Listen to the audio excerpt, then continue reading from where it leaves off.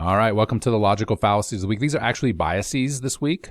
Let's get right into it. Confirmation bias. I'll give you an example, and I think you'll start to see it. A study found that bee pollen promotes healthy outcomes. The study was sponsored by American Honey Farmers of America. So this also is a conflict of interest, too, for the researchers, right? But is there going to be a confirmation bias from the researchers? Are they going to want to find what they want to find, right? So the bias is I know what I want to find, and I'm going to find it. I could put this in the political channels, right? Fox News, CNN, MSNBC.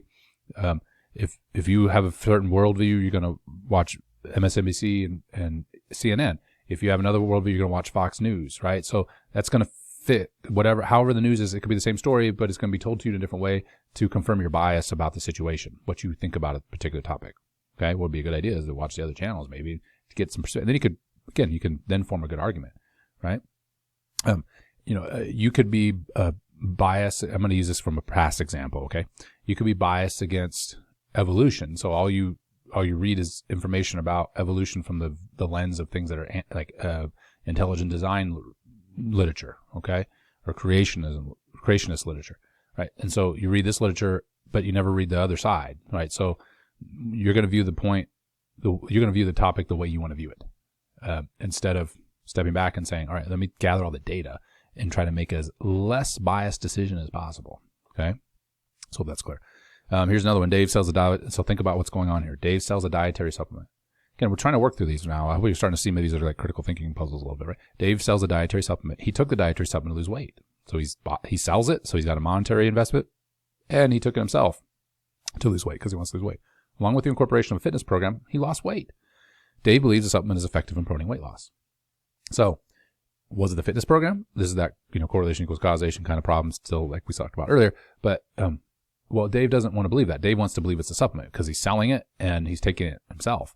So even maybe the supplement works, but let's say it doesn't. Well, Dave's going to find information to prop up his bias no matter where he can, right? He's going to look to that instead of saying, well, maybe it's just a fitness program, right? So I hope you kind of see this. He's confirming what he wants to find, right? All right, so let's move on to selection bias. Sorry, advanced slide. Had an interruption there. So selection bias. Protein, casein. So casein is a form of protein, like milk protein. So you may have heard of whey protein. Casein is part of casein's like a slow-acting protein. So it's a protein. And so I actually lifted this this example from a very popular documentary on plant-based diets that were very much against animal protein. Now, I'm not against plant-based diets. I'm just trying to, again, this is an example. At the end of the day, you can make your decision about plant-based diets. Okay, I'm just using an example. Okay, so casein causes cancer. This was the premise, right? That casein is an issue. So milk protein is a problem. We shouldn't consume it. And so what was cited was a study. This was an actual study, but read it carefully. Mice that consumed 20 grams of casein developed liver cancer, where the mice that consumed 5 grams of casein did not. And here's the issue. Okay, that's pretty heavy, right? The 20 grams of casein, that's bad. Disclaimer, all the mice already had liver cancer present. Like, these are mice who already had liver cancer. Okay, now when I say they developed cancer, basically the cancer advanced. Okay, but all of them, these mice were preloaded with cancerous cells. And so all you proved here is that cancer grows faster when you supply it with protein. Now, this was just a very poorly done study, by the way, but does that mean that protein causes cancer? No. Right? Because there was a selection bias. The selection bias was you selected mice out of a population that already had cancer and then gave them casein. That doesn't mean casein causes cancer. Okay? It just means casein might advance it. We need more research because there's something interesting here we need to investigate. But we can't draw the two lines between cancer and casein because we have a selection bias. So here's another one. If I can get to advance, here we go. People in the other political party hate puppies. When interviewed on TV, all the people in the other party interviewed hated puppies. Okay? Now, there's other things going on here too, like maybe some survivorship bias. Maybe they've interviewed a whole bunch of people in the other political party that liked puppies, but they're not going to show them.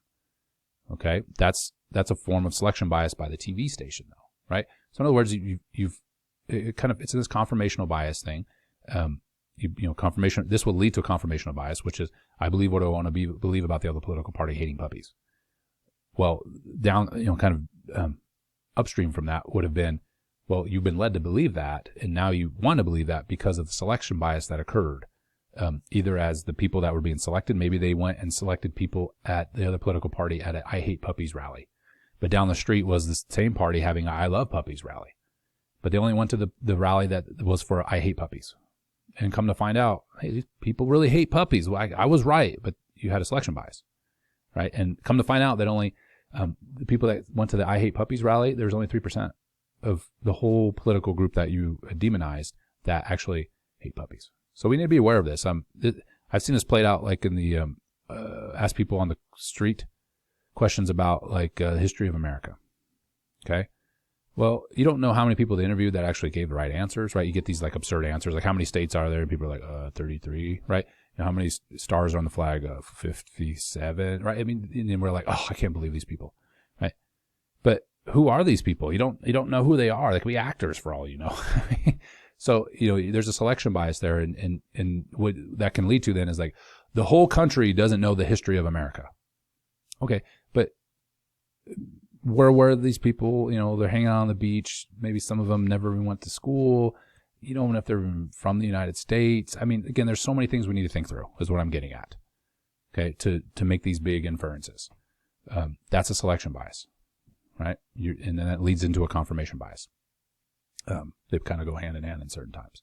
Okay, hope that makes sense. See you in the next video.